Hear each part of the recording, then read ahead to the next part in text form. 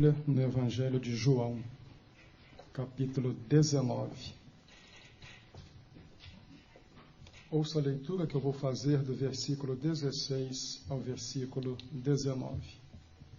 João 19, de 16 a 19. João 19, 16 a 19. Queiram colocar-se em pé para ouvirem a leitura da palavra de Deus.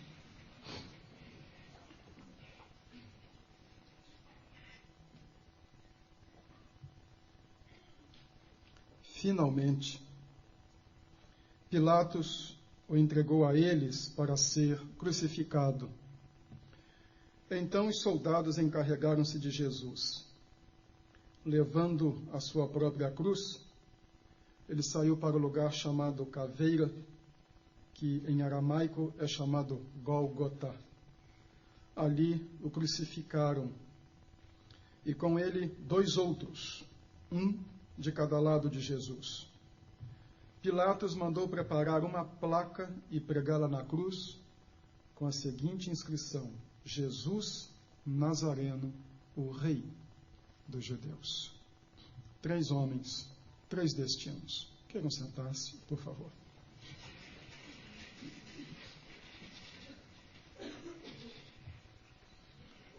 Três cruzes. Este quadro marcou a humanidade. Não há uma pessoa que não tenha visto a retratação desta cena. Não há uma pessoa que não tenha visto uma reprodução deste evento do Calvário. 3 homens diferentes. Uma experiência comum aos 3, a morte. Não importa quão diferentes sejamos, esta é uma experiência comum a todos nós. Mas 3 destinos diferentes.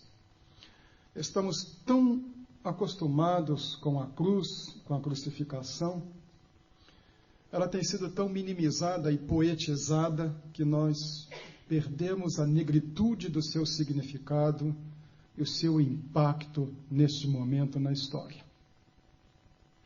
Tornou-se motivo de adorno. A cruz de ouro, de diamante, tornou-se joia. Mas é um momento negro na história da humanidade. E seu impacto chocante não pode de forma alguma ser esmaecido pela figura poética e romântica.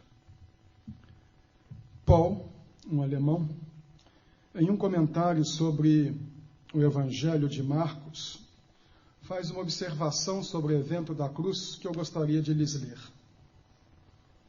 Ele começa citando um outro alemão, Spiedel. Informa Spiedel que em 1969 descobriu-se o túmulo de um crucificado. Ele fora sepultado em um cemitério a noroeste de Jerusalém e talvez tenha sido contemporâneo de Jesus. Os pregos, no caso dele, não tinham sido pregados através da palma da mão ou do pulso, mas entre o cúbito e o rádio. Um único grande prego prendia os 2 tornozelos sobrepostos à madeira. As pernas tinham sido quebradas intencionalmente. Havia crucificados que ficavam pendurados uma semana inteira até enlouquecerem. O sol queimava hora após hora sobre o corpo nu. A dor dos ferimentos feitos pelos pregos não diminuía. A distensão dos membros causava cãibras, começando nos braços e vindo para o meio do corpo. O torturado podia firmar-se nos pés para minorar a tensão nos braços por algum tempo. Mas isto demandava muito esforço. Logo, o corpo cedia novamente. Mais tarde, ele tentava subir de novo. E assim ia para cima e para baixo. Finalmente as pernas fraquejavam. As câimbras atingiam os músculos da respiração. O agonizante ficava sem ar. Caía a pressão sanguínea, diminuía o nível de oxigênio no sangue e aumentava o de gás carbônico. A sede se tornava um suplício. O coração batia mais forte. O suor escorria pelo corpo. Insetos pousavam sobre as feridas abertas. A temperatura do corpo subia. A irrigação de sangue da cabeça e do coração ficava cada vez mais fraca, até que o coração falhava e a cabeça se inclinava para a frente sobre o peito. Os romanos, geralmente, deixavam os cadáveres dependurados, até que as aves de rapina os tivessem devorado. Isso nos dá uma ideia do que está acontecendo com esses três homens. Não é poesia, não é romance, é uma situação chocante. Quero convidá-los a examinarmos a situação destes três homens. Experiência de cada um, o destino de cada um e a lição de cada um para nós. Comecemos pela cruz do Salvador. É ela que domina o cenário, até nas gravuras. Os quadros e as gravuras que vemos, a cruz do centro é a que impressiona. Ela vem em primeiro plano. Marcos, no capítulo 15, versículos 26 e 27, queiram me acompanhar a este texto, mostra a ironia da situação. Marcos 15, 26 e 27. E assim estava escrito na acusação contra ele, o rei dos judeus. Com ele crucificaram dois ladrões, um à sua direita e outro à sua esquerda. Ele é o rei dos judeus, a cruz é o trono, e os assistentes, primeiro-ministro e o ministro plenipotenciário, são ladrões. O crucificado costumava carregar, era a praxe das legiões romanas, no peito, uma placa indicando o seu crime. Os evangelistas são unânimes neste ponto. Ele não carregou nenhuma placa. Depois é que a placa foi colocada por ordem de Pilatos. Pilatos deve ter lembrado que não havia nenhuma acusação contra ele, então manda colocar num quadro em aramaico, em grego e em latim. A acusação que estava fundamentando a sua crucificação veio depois. Veio mostrar que ele era inocente. Saiu sem acusação. Depois é que lembraram que para cumprir a lei precisavam colocar uma acusação. Mas isso já estava predito quase 800 anos antes. Isaías, capítulo 53, no versículo 9, uma declaração da sua inocência. Isaías 53, 9, foi-lhe dado um túmulo com os ímpios e com os ricos em sua morte, embora não tivesse cometido nenhuma violência, nem houvesse nenhuma mentira na sua boca. Isaías 53, 12, ele foi contado entre os transgressores. Na cruz central não há culpa. Na cruz central, um inocente está sendo morto. Não há culpa, mas não contraditoriamente há perdão. Lucas, capítulo 23, versículo 34.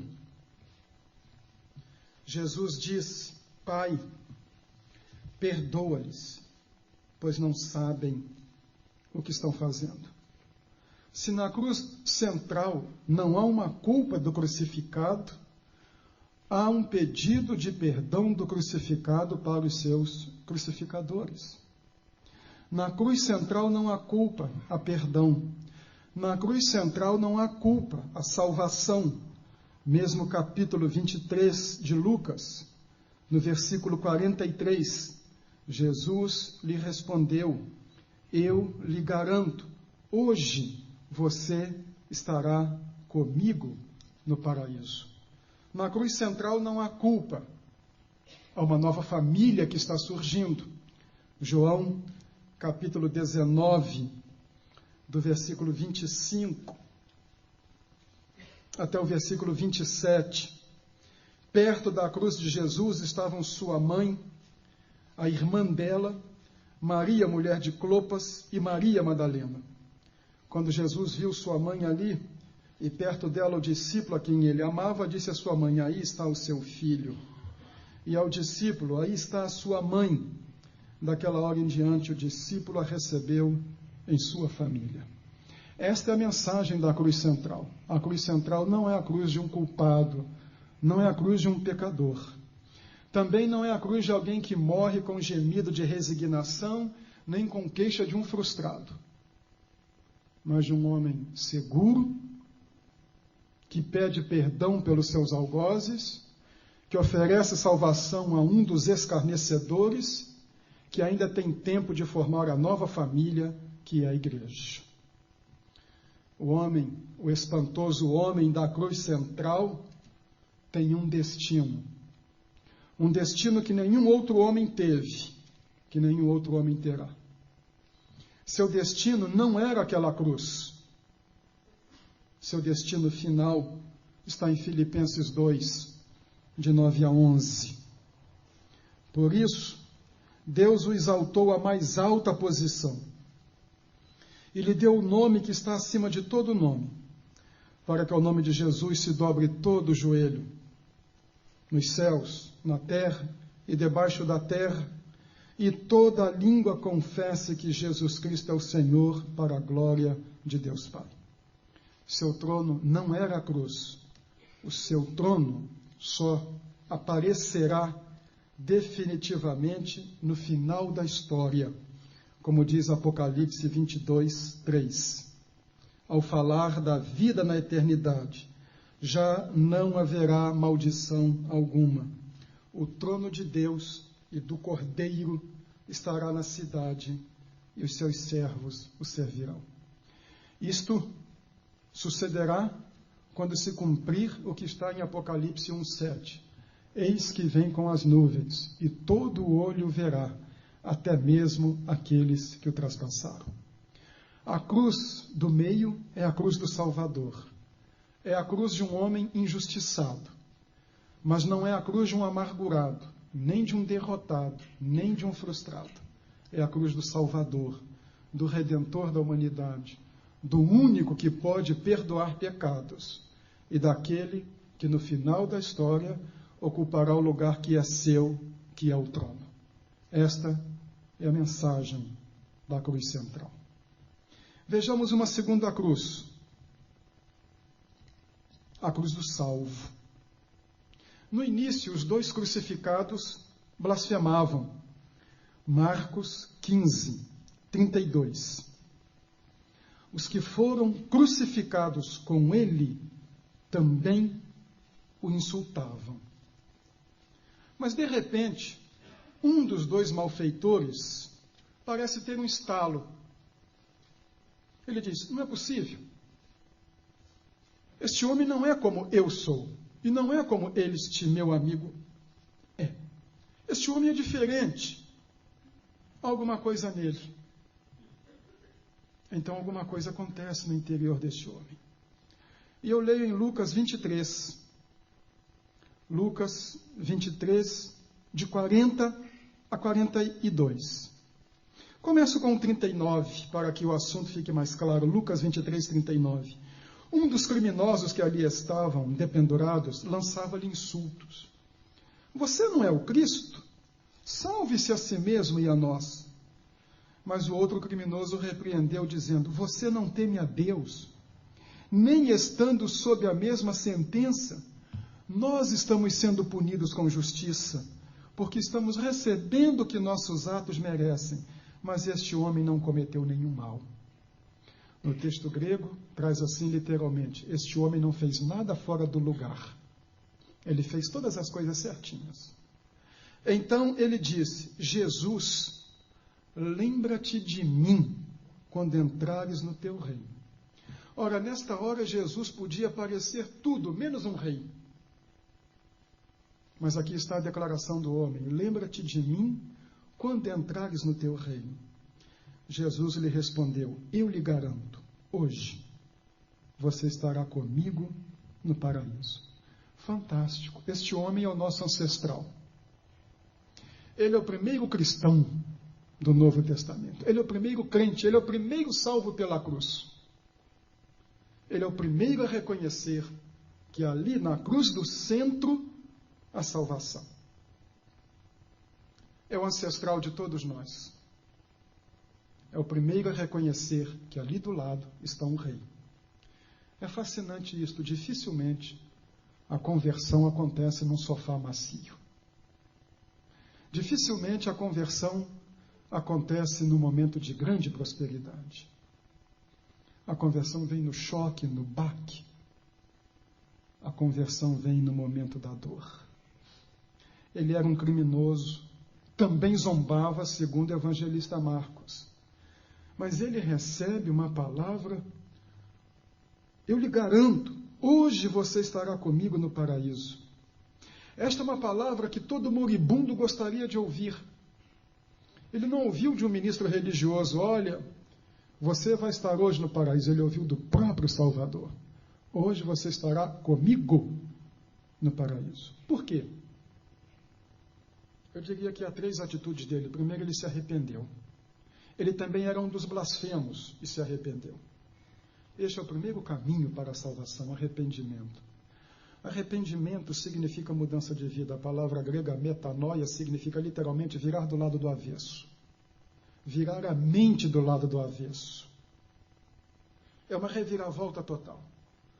Poderíamos dizer que é o soldado que vai andando e ouve a palavra meia volta, vou ver. É uma guinada na vida.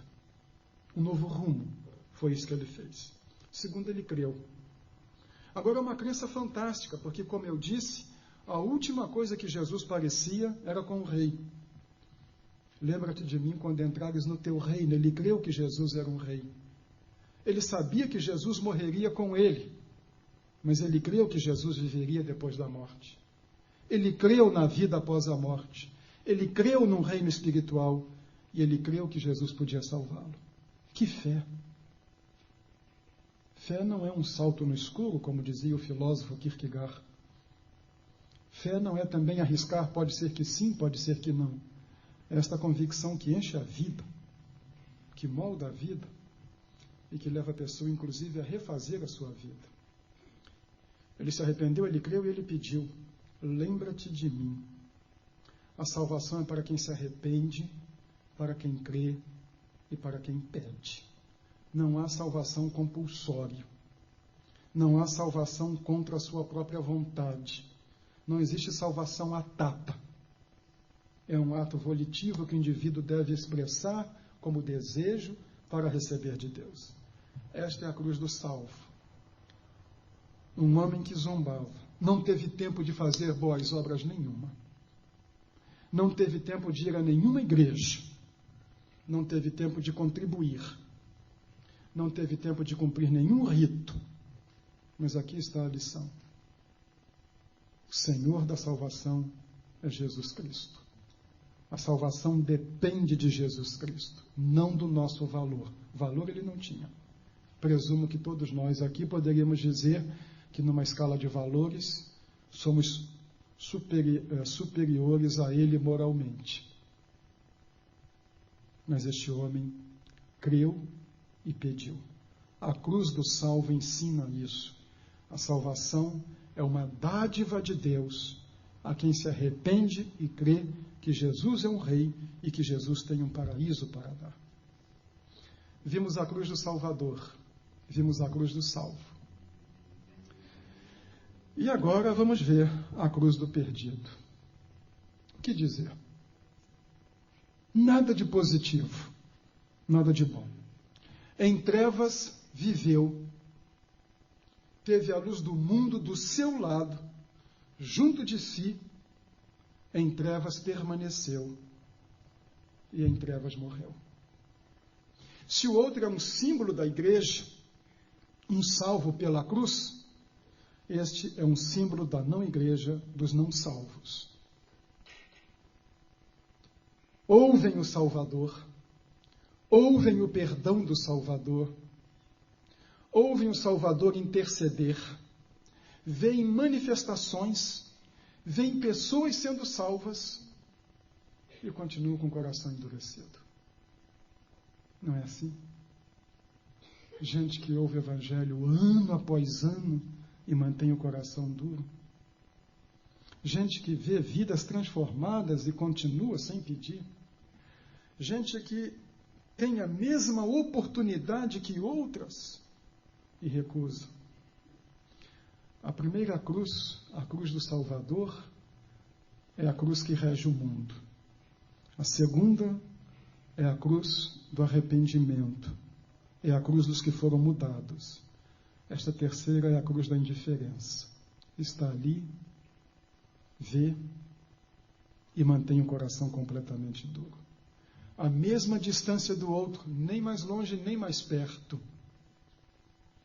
O outro voltou atrás e ele não.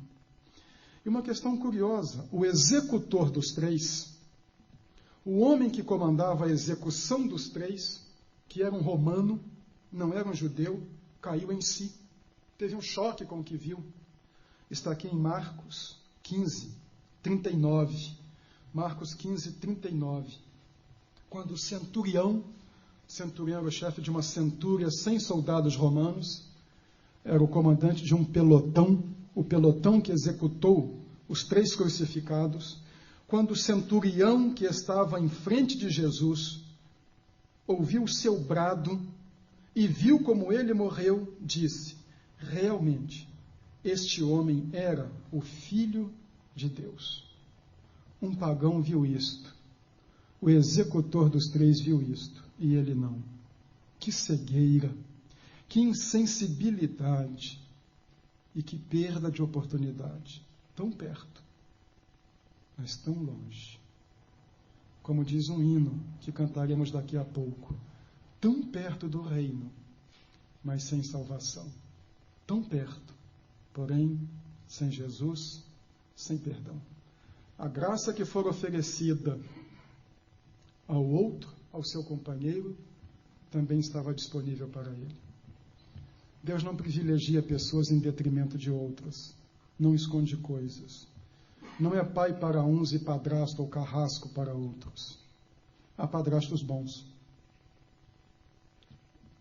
Ele é misericordioso para com todos. São as pessoas que fazem seu destino. Nós não somos vítimas de astros. Não somos vítimas do número de letras do nosso nome, de cores e de perfumes. Nós somos entes responsáveis. Nós é que fazemos a nossa história. Nós é que tomamos as decisões. Esse negócio de culpar papai e mamãe pelo que nós somos é uma ajuda muito grande, mas, em instância última, eu sou a soma das minhas decisões, como você é a soma das suas decisões. Tinha responsabilidade, tinha oportunidade e a recusou. 3 homens, como eu disse, 3 destinos. O homem da cruz central venceu a morte. A sepultura não foi o final para ele. Como mostrou o texto de Filipenses, o seu destino é o trono. Oferece vida, oferece perdão, oferece salvação. Basta arrependimento e fé. As cruzes laterais são as 2 respostas que a humanidade pode dar à cruz central. Uma é a resposta da fé. Eu creio, eu peço, eu quero a vida eterna, eu quero o perdão. A outra cruz é a cruz da indiferença. A cruz do coração insensível, do coração duro, que mesmo tendo oportunidade da manifestação do amor de Cristo junto de si, é não só insensível, como insensata e muitas vezes cínica. Continua zombando. O problema é o destino final. Nós não zombaremos para sempre. A Bíblia diz: importa que todos compareçamos diante do tribunal de Cristo, para que recebamos o que devemos receber. A Bíblia diz que o homem da cruz central um dia estará sentado no trono, e diante dele toda a humanidade comparecerá para ser responsabilizada pela maneira como se portou diante dele.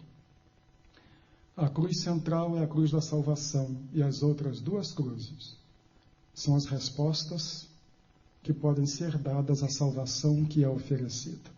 Uma é a do homem que se arrepende, crê e pede. Quem age assim tem esta certeza: hoje mesmo você estará comigo no paraíso. O outro, em trevas viveu, em trevas morreu, e em condenação viverá. E esta é a minha pergunta nesta noite, diante do homem da cruz central, do homem que oferece salvação e perdão dos pecados. Qual dos dois você imitará? Qual será a sua resposta? Uma resposta de fé ou uma resposta de indiferença? Esta parte é sua. Tenha sabedoria, tenha bom senso, porque a resposta que você der determinará o seu destino final. Nós vamos cantar o hino 237 do cantor cristão. Ele não está no seu inário. É do inário antigo que a nossa igreja usava, o cantor cristão. Ele será colocado numa transparência e nós vamos cantá-lo. Queiram colocar-se em pé para cantarmos o hino 237.